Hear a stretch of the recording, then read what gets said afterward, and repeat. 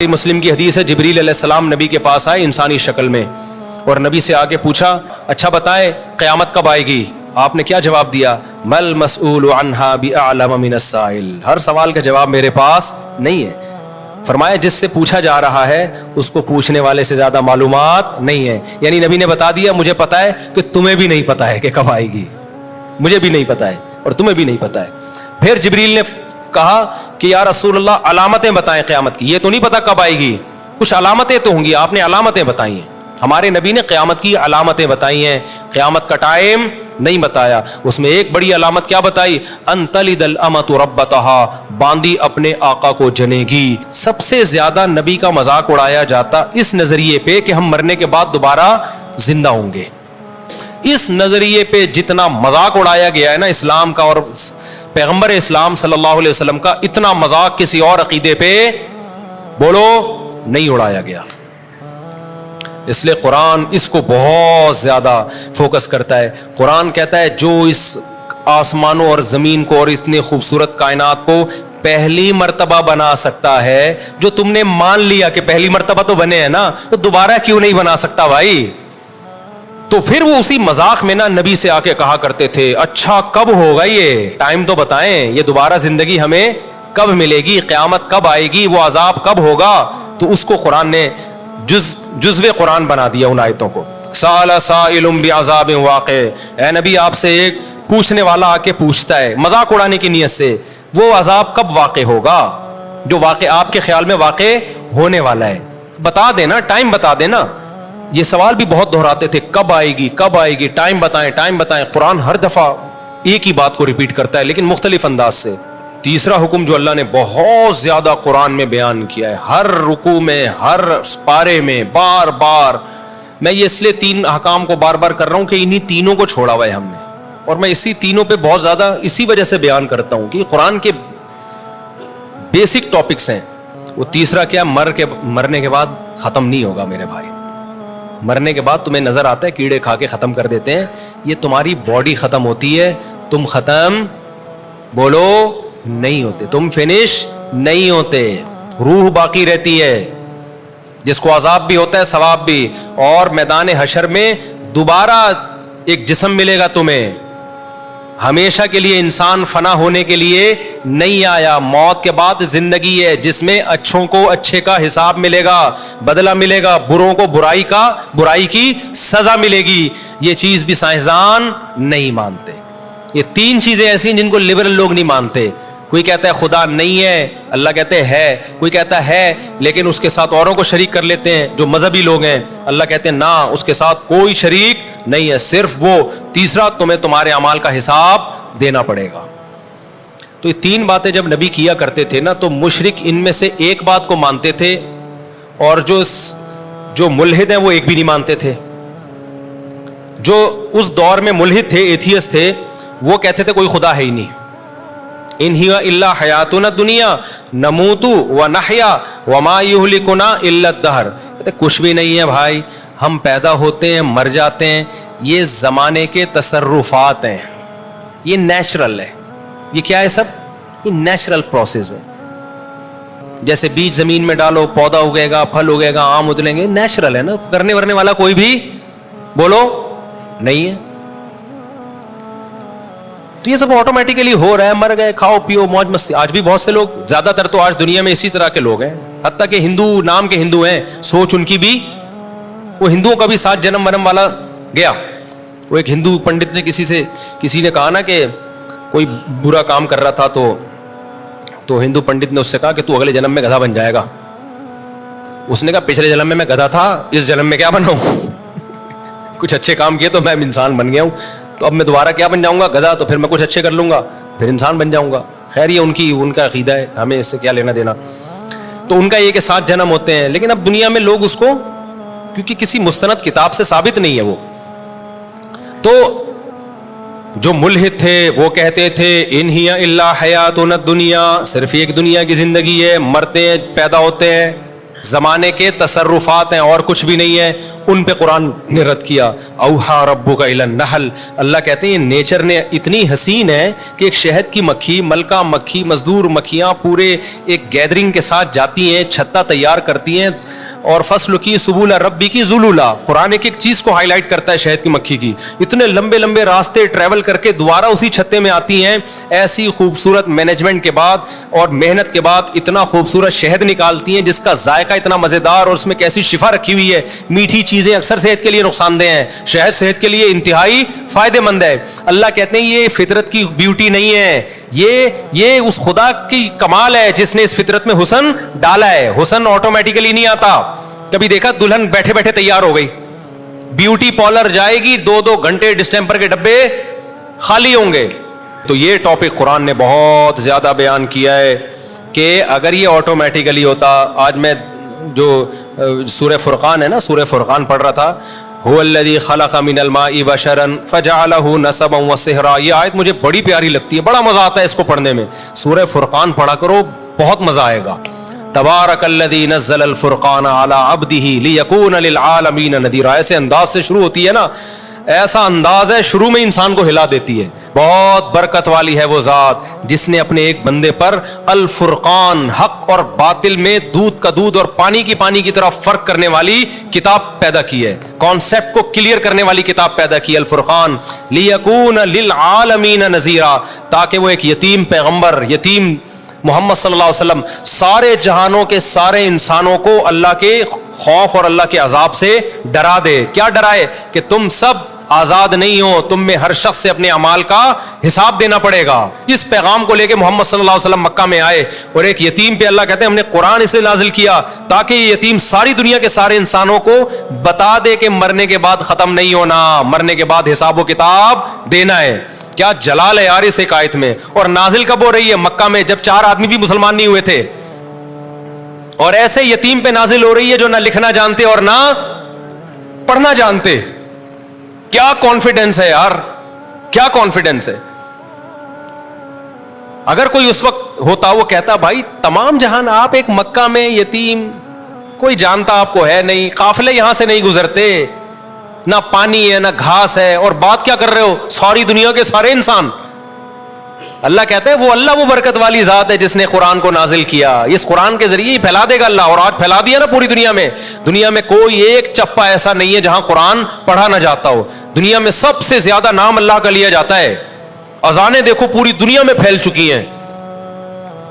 تو اسی سورہ فرقان میں اللہ کہتا ہے خلق من الماء بشرا. اللہ کہتے ہیں تمہیں اللہ کی قدرت سمجھ میں نہیں آتی. ایک غلیظ پانی سے انسان کو بنایا میں نے, اس پانی کو دیکھو, اور بنا کے کیا فجعلہ نسبا وصہرا. اس کو 2 خاندان دے دیے, ددیال نلیال, اور بلوغت کے بعد ایک خاندان دے دیا سسرال. اتنی بڑی عزت دے دی اس کو, خاندانوں میں پیدا کیا. اس کی خوشی پہ ددیال نلیال بھی خوش ہوتا ہے, سسرال بھی خوش ہوتا ہے. اس کے رونے پہ ددیال نلیال بھی روتا ہے اور سسرال بھی روتا ہے. ایک پانی کو اتنی عزت آٹومیٹیکلی اب بولتی بند نہیں مل سکتی.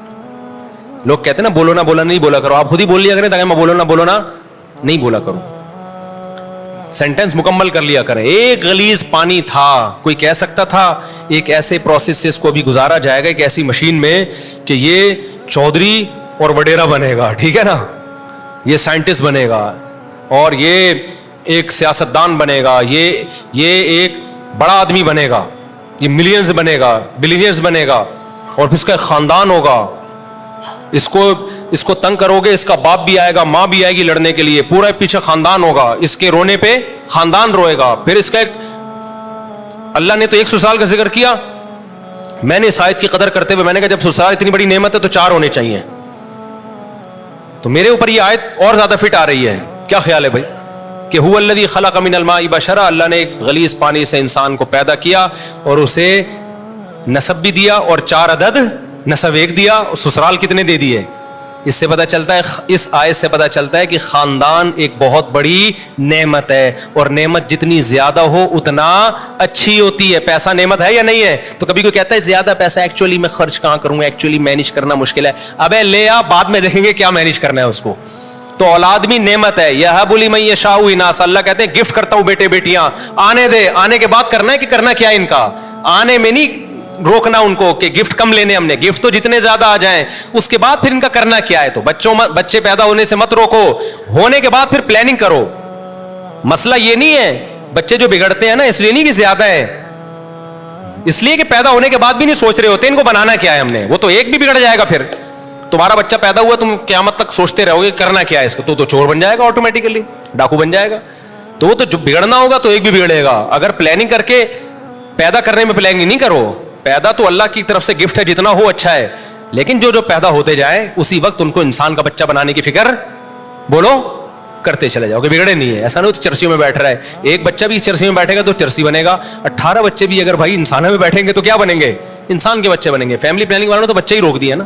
तो नसब व सेहरा, कुरान कहता है ससुराल वाला बनाया, तो ससुराल भी जितने ज्यादा हो उतने क्या है, और नेमत है ससुराल. आप किसी, ये तो हम मजाक करते रहते हैं, मजाक उड़ाते रहते हैं ससुराल का, दिल भी चाहता है लेकिन अब क्या करें मजबूर है. लेकिन वैसे कितनी इज्जत होती है जब आपका उनके घर रिश्ता ना हुआ हो, आप जाओ, कोई इज्जत देता है. जहां आपकी बात अभी शादी भी नहीं हुई, सिर्फ रिश्ता तय हो गया है, भाई दूल्हा भाई आए हैं, भाई उनका समोसे का पूछो, ऐसा ना हो बुरा लग जाए. आपको पता है इधर बुरा, इधर इसको टेंशन दी, पार्सल किधर करेगा, ये बहन पे जाके पार्सल करेगा. ये ससुर को पता होता है दामाद को जरा सा टॉर्चर किया, मेरे सामने तो कुछ नहीं बोलेगा, ये पार्सल किधर करेगा, बेटी पे जाके गुस्सा निकालेगा. कैसी रिस्पेक्ट मिल रही होती है दामादों को. क्या ख्याल है भाई, बैठिए आप आइए, वरना कौन घुसने देता है यार. अजनबी लड़की होती तो इज्जतदार लोग थोड़ी घुसने देते, बेगैरत तो आते हैं, आजा भाई लेट क्यों आया तू, कब से इंतजार कर रही है. बॉयफ्रेंड जो होगा ना तो उसमें तो अब्बा आजकल परेशान होते हैं जिनमें गैरत ही नहीं होती. तो कुरान क्या कह रहा है भाई, ये इस टॉपिक, ये कुरान कह रहा है ये ऑटोमेटिकली ये मुमकिन कि पानी को इतनी इज्जत मिल जाए, उसके दुनिया में आने से पहले उसके खानदानों का इंतजाम हो जाए, बुलूगत के बाद भी इंतजाम हो. ये अगर ऑटोमेटिकली हो रहा होता तो इस कायनात में इतनी ब्यूटी, इतना हुस्न नहीं होता इस कायनात. यही वजह है कि जो कुरान के मुनकिर हैं वो इस ब्यूटी से महरूम. उनके यहाँ ना ससुराल होता है ना ददियाल होता है. एक ननियाल में एक अदद अम्मा रह गई है बस खाली उनकी, और उससे वो जान छुड़ा नहीं सकते. वरना गोरे का बस चले तो विदाउट अम्मा बच्चे पैदा हो, क्लोनिंग के जरिए, टेस्ट ट्यूब के जरिए, अम्मा के रिश्ते से भी कटा दे, बोलो रियासत के गुलाम बन के रहो, बस तुम स्टेट के गुलाम बनो, टैक्स टाइम पे दे दिया करो. वो मजबूर है, अम्मा सिंगल मदर, सारा उनका ना उनके यहाँ ससुराल होते हैं, ना साले होते हैं, ना सालियाँ होती हैं, ना कजने, ना सब सेटअप आहिस्ता आहिस्ता क्या हो गया, खत्म. क्यों? अल्लाह की आयतों का इनकार किया. तो अल्लाह ने खानदानों की जो मोहब्बतें थीं वो छीन के उसके बदले में उनको कुत्ते पकड़ा दिए अल्लाह ने, कि इन कुत्तों से दिल लगाओ. फ्रांस में भी कुत्ते पाले जाते हैं. मेरा वीज़ा रिजेक्ट हुआ इस चक्कर में, यूरोप का. उन्होंने कहा हमारा मजाक उड़ाता है. मैंने कहा मजाक नहीं उड़ा रहा भाई, आप तो कुत्ते पालते हैं, माशाल्लाह कितने अच्छे लोग हैं आप लोग, कुत्ते पालते हैं. हमारे कुत्तों का हाल देखो. अभी एक वाकया सुनाऊं, कुत्ते पे बड़ा जबरदस्त वाकया है. इतने कुत्ते हो गए ना, अल्लाह KMC वालों को बहुत जज़ाए खैर दे. कुछ रिपोर्टें आई हैं उन्होंने कुत्ते मारना शुरू किए हैं. हुआ ये कि कल एक दाढ़ी वाले साहब आए, दाढ़ी उनकी, तस्बीह हाथ में, यही हमारे दोस्त हैं, और टोपी माशाल्लाह, बड़ा पुरनूर चेहरा. मुझे कहते हैं मुफ्ती साहब मुझे एक मसला बताएं. मैंने कहा क्या हो गया? कहते हैं यार वो एक कुत्ता मर रहा था और बिल आखिर उसने दम तोड़ दिया. तो KMC की गाड़ी मुझे नजर आई. मैंने कहा ये आप लोगों ने में से किसी ने मारा है? उसने कहा हाँ. कहते हैं मैंने कहा बहुत शुक्रिया आपका, अल्लाह जज़ाए खैर दे यार, ये तो कुत्ते बहुत काट रहे थे इंसानों को, तो शुक्र है आपने कुछ कंट्रोल किया. एक नकाब में खातून ड्राइविंग करते हुए ना गाड़ी, कहते हैं मेरे करीब आके रुकी. उन्होंने मेरी बात कहते हैं सुन ली. उन्होंने कहा कि ये आप कह रहे हैं कुत्ता मारने के बारे में? मैंने कहा जी मैंने कहा. ये आपको खुशी हुई है कुत्ते को इस तरह से मारा गया और ये मर गया, यानी जहर वहर कुछ खिलाया होगा? जी मुझे खुशी हुई है. तो आप नमाज भी पढ़ते हैं? अभी नमाज पढ़ने जा रहे हैं? कि जी नमाज, दुआ भी मांगेंगे अल्लाह से, जिक्र अस्कार भी? जी. यानी एक तरफ आप कुत्ते मार रहे हैं, दूसरी तरफ नमाजें पढ़ रहे हैं. मतलब ये था क्या ये खुला तजाद नहीं है? यानी एक तरफ आप टोपी पहन के, दाढ़ी पहन के इतने अच्छे काम भी कर रहे हो, और दूसरी तरफ इन मखलूक पर, कुत्तों के साथ ये जुल्म. यानी अजीब इस्लाम है आपका. उधर कुत्ते भी मार रहे हो, उधर अल्लाह की इबादत भी. कहते मैंने उस खातून से कहा, कल का वाकया, कहते मैंने उस खातून से कहा कि देखें ये कुत्ते इंसानों को काटते हैं. खातून फौरन कहती है क्या सारे कुत्ते काटते हैं? मैंने कहा नहीं, कुत्ते पे लिखा होता है कि ये काटेगा और ये ये वाला काटने के लिए, और ये किसी को कुछ भी नहीं कहेगा. وہ بیچارے اتنے کنفیوز ہوئے اس خاتون کی نصیحت سے، میرے پاس آیا کہ یار مصعب میں نے کوئی ظلم ہو گیا، میں نے اس کو اپریشیٹ کر دیا. کہ میں نے کہا کے ایم سی والوں نے پہلی دفعہ کوئی خاندانی انسانوں کے بجائے فوکس کس کو کرنا شروع کر دیا انہوں نے. یہ بہت گڈ نیوز ہے. پہلے تو جو گٹر کے ڈھکن، یہ کے ایم سی کی ذمہ داری ہے نا، گٹر کے ڈھکن میں کتنے مرد ہلاک ہو گئے ہیں وداؤٹ ڈھکن کے لوگ، تو یہ سب کے ایم سی کے کھاتے میں جا رہے ہیں نا. اور جو بجلی کے کھمبوں سے لوگ، بجلی کے کھمبے کراچی میں گلے ملتے ہیں آ کے، خود چپک چپک کے بندے مارتے ہیں بارشوں کے موسم میں، تو یہ بندے کون مار رہا ہے؟ یہ تو کے ایم سی کے کھاتے میں جا رہے ہیں. اللہ کا کتنا فضل ہو گیا، اب انسانوں کو چھوڑ کر کے ایم سی نے کس کو فوکس کرنا شروع کر دیا؟ کتوں کو. تو گڈ نیوز ہے بھائی. اس سے زیادہ مجھے خوشی اس پہ ہوئی ہے. اتنے کتے یار، آپ کی سوچ ہوگی ساری جو اینیمل لورز اور رینجیوز ہیں وہ آ کے وہ رکاوٹ بنتی ہیں. خیر بات کو جلدی سے سمیٹیں، نماز کا ٹائم ہونے والا ہے. تو اللہ میاں نے اس نظریے پہ بھی قرآن میں بہت رد کیا کہ اس کائنات میں نیچر میں جو بیوٹی ہے آٹومیٹیکلی نہیں ہے. دوسرا نظریہ شرک کا، جو اللہ کو مانتے ہیں وہ اللہ کے علاوہ بھی بہت سوں کو مانتے ہیں. ہندو دیکھو نا کتنے کتنے بھگوان ان کے. تو قرآن نے کہا اللہ کا مطلب کیا ہے؟ صرف ایک. کسی مزار پہ کسی قبر سے نہیں مانگنا، کسی بزرگ سے نہیں مانگنا. انتم الفقراء الی اللہ، تم سب کے سب اللہ کے در کے محتاج، حاجت روائی مشکل کشائی اللہ کے سوا کوئی نہیں کرے گا. اور تیسرا قرآن نے جس چیز کو فوکس کیا، جس کا اس آیت میں تذکرہ ہے کہ موت کے بعد حساب و کتاب ہے. تو یہ جو آیت میں نے پڑھی ہے نا، ہوا یہ تھا تینوں پہ مذاق اڑتا تھا نبی صلی اللہ علیہ وسلم کا، لیکن سب سے زیادہ مذاق پتہ ہے کس عقیدے پہ اڑایا جاتا تھا؟ خدا کے انکار یا خدا کی توحید پہ نہیں. سب سے زیادہ نبی کا مذاق اڑایا جاتا اس نظریے پہ کہ ہم مرنے کے بعد دوبارہ زندہ ہوں گے. جب ان کی بات ہوتی نا کہ صرف ایک اللہ ہے تو وہ طنز کرتے تھے، استہزاء بہت زیادہ نہیں کرتے تھے. وہ جب ان کو کہا جاتا کائنات کو بنانے والا کوئی ہے، نظریاتی اختلاف کرتے تھے، اس پہ استہزاء نہیں کرتے تھے بہت زیادہ. لیکن جب یہ کہا جاتا موت کے بعد زندگی ہے، اس پہ بہت مذاق اڑایا مشرکین نے. سورہ یاسین ہے نا، قرآن کہتا ہے مشرک بوسیدہ ہڈی لے کر آیا قبر کی پرانی، کہنے لگا من یحیی العظام وہی رمیم، بھائی یہ ہڈی سڑ گئی، کیڑے کھا گئے، یہ زندہ ہوگی؟ ہی ہاتا لما توعدون. دوسرے مقام پر ہے اے لوگو یہ پیغمبر جو تم سے وعدہ کر رہے ہیں نا موت کے بعد زندگی، ہی ہاتا، یہ عقل سے بہت کیا ہے؟ ہی ہاتا ہم کہتے ہیں بھائی یہ بالکل فضول بات ہے، معاذ اللہ، بالکل کھوپڑی میں آنے والی نہیں ہے. ہم مر کے سڑے کیوں؟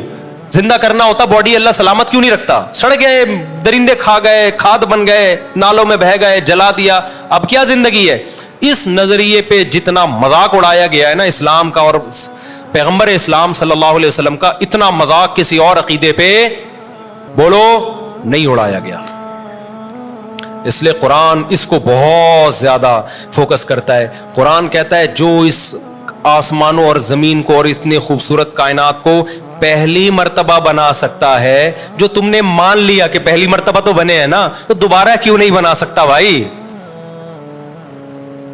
اللہ نے پھر مثالیں کیسی کیسی دی ہیں. اللہ ہم سے ہماری زبان میں مثالیں سمجھاتا ہے، جو مثالیں ہمارے کلچر میں رائج ہیں. اللہ کہتے ہیں بتاؤ کسی چیز کو پہلی دفعہ بنانا آسان ہے یا دوسری دفعہ؟ دوسری دفعہ آسان ہوتا ہے. تو جس نے پہلی دفعہ بنا لیا وہ دوبارہ کیوں نہیں بنا سکتا بھائی؟ منی سے انسان بنا دیا تو اس انسان کو مر کے دوبارہ کیوں نہیں بنا سکتا؟ ریپیئرنگ تو آسان ہے، فرسٹ ٹائم ایجاد کرنا.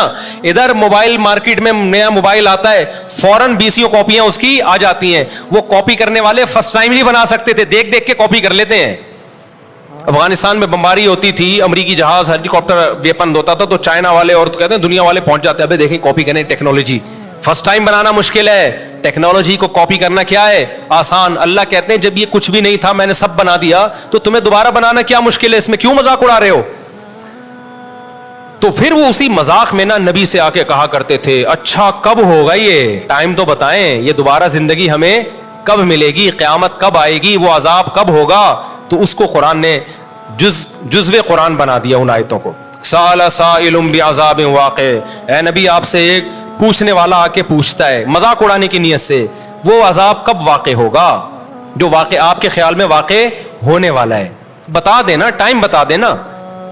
جیسے ایسے ہی ہے جیسے کوئی ہمیں دھمکی دے رہا ہوں میں پولیس لے آؤں گا، کہتے ہیں لے آنا، ٹھیک ہے نا، بتا دے یار کب آئے گی. تو مذاق اڑانا شروع کر دیا. اللہ نے قرآن میں جگہ جگہ کہا ہے کہ میں نے اس کا علم کہ کب آئے گی کسی مقرب پیغمبر یا فرشتے کو بھی اس کا علم نہیں دیا. یہ دماغ سے نکال دو کہ میں یہ بتاؤں گا کب آئے گی, اس میں حکمتیں ہیں. ٹائم نہیں بتایا اللہ نے. قل لا یجلیھا لوقتھا الا ہو, اے نبی ان سے کہہ دیجئے اس کو اس کے وقت پہ وہی ظاہر کرے گا, مجھے اس کے بارے میں علم نہیں ہے. میں پیغمبر ہوں, پیغمبر کا کام, میسنجر کا کام جو میسج ملے اس کو آگے ڈیلیور کرنا ہے. مجھے جو میسج ملا ہے وہ یہ ملا ہے کہ یہ بات ڈیلیور کر دوں کہ تمہارا حساب و کتاب ہوگا, کس دن ہوگا یہ مجھے خود بھی نہیں پتا. ایک موقف تھا, اگر محمد صلی اللہ علیہ وسلم معاذ اللہ نقل کفر جھوٹے نبی ہوتے اور دنیا کی لالچ اور چاہت میں نبوت کا اعلان کیا ہوتا تو آپ کہتے تھے 100 سال بعد آئے گی. کیا خیال ہے 200 سال بعد آئے گی؟ 200 سال بعد کون جا کے دیکھتا بھائی؟ نبی کو معاذ اللہ نقل کفر جو عزت حاصل کرنی تھی, جو دولت, وہ تو مل جاتی نا بھائی. دنیا میں جو نفس پرست لوگ ہوتے ہیں وہ کہتے ہیں یار ابھی تو لوٹو, ہمارے مرنے کے بعد جو مرضی ہوتا رہے. لیکن تمام پیغمبروں کا موقف اس میں ایک ہی تھا, مضبوط موقف. ہمیں معلوم نہیں ہے, ہمیں نہیں پتا, کیونکہ ہم عالم الغیب نہیں ہیں. قرآن نے یہ بھی کہا, یہ سوال بھی بہت دہراتے تھے, کب آئے گی کب آئے گی, ٹائم بتائیں ٹائم بتائیں. قرآن ہر دفعہ ایک ہی بات کو ریپیٹ کرتا ہے لیکن مختلف انداز سے. تو قرآن نے ایک جگہ یہ بھی کہہ دیا سورہ اعراف میں یا سورہ انعام میں کہ اے نبی آپ ان سے کہہ دیجئے قل لا اعلم الغیب, مجھے غیب کا علم نہیں ہے, مجھے غیب کا علم نہیں ہے, مجھے نہیں پتا کب آئے گی. بھائی یہ تو جس سے جو دے گا وہ بتائے گا تو پتا چلے گا, وہ نہیں بتا رہے. یہ فرشتے کو بھی علم نہیں. بخاری مسلم کی حدیث ہے, جبریل علیہ السلام نبی کے پاس آئے انسانی شکل میں اور نبی سے آگے پوچھا کہ ایمان کیا ہے, اسلام کیا ہے. آپ نے بتایا ایمان ایک خدا پہ ایمان لانا, موت کے بعد زندگی, فرشتوں پہ ایمان. جبریل نے پوچھا کہ اسلام کیا ہے, آپ نے فرمایا اسلام ہے 5 نمازیں قائم کرنا, زکوٰۃ ادا کرنا, رمضان کے روزے رکھنا اور حج بیت اللہ کرنا. آپ نے فرمایا جبریل نے احسان کیا ہے, یعنی ہر عمل میں ایکسیلنسی کسے کہتے ہیں؟ آپ نے فرمایا ان تعبد اللہ کأنک تراہ, اللہ کی ایسے عبادت کرو جیسے کہ تم اس کو دیکھ رہے ہو, یعنی تم اللہ سے تمہارا تعلق مضبوط ہو. ظاہر ہے تعلق مضبوط ہوتا ہے تو عبادت میں ایکسیلنسی پیدا ہوتی ہے کہ نہیں ہوتی؟ پھر جبریل نے پوچھا اچھا بتائیں قیامت کب آئے گی؟ آپ نے کیا جواب دیا؟ مل مسئول عنہا بأعلم من السائل, ہر سوال کا جواب میرے پاس نہیں ہے. فرمایا جس سے پوچھا جا رہا ہے اس کو پوچھنے والے سے زیادہ معلومات نہیں ہے. یعنی نبی نے بتا دیا مجھے پتا ہے کہ تمہیں بھی نہیں پتا ہے کہ کب آئے گی, مجھے بھی نہیں پتا ہے اور تمہیں بھی نہیں پتا ہے. پھر جبریل نے کہا کہ یا رسول اللہ علامتیں بتائیں قیامت کی, یہ تو نہیں پتا کب آئے گی, کچھ علامتیں تو ہوں گی, آپ نے علامتیں بتائی ہیں. ہمارے نبی نے قیامت کی علامتیں بتائی ہیں, قیامت کا ٹائم نہیں بتایا. اس میں ایک بڑی علامت کیا بتائی؟ ان تلد الامۃ ربتہا, باندی اپنے آقا کو جنے گی. کیا مطلب؟ ہونا یہ چاہیے جو پیدا ہوا ہے وہ جس نے پیدا کیا اس کو اپنی ماں یا اپنا باپ سمجھے, لیکن پیدا ہونے کے بعد آپ اپنا باپ پیدا کرو گے, جو کہ آج کل کیا ہو رہا ہے. آج کل اولادیں ماں باپ سے ڈرتی ہیں, جوان اولادیں ماں باپ سے ڈرتی ہیں, ماں باپ جوان اولادوں سے ڈرتے ہیں. بولو نا, ماں باپ ڈرتے ہیں کس سے؟ بہویں ساسوں سے ڈرتی ہیں یا ساسیں بہوؤں سے ڈرتی ہیں؟ ساسیں بہوؤں سے ڈرتی ہیں. آج کل بہو آئی ہے بیچ کے نہ کھا جائے ہمیں.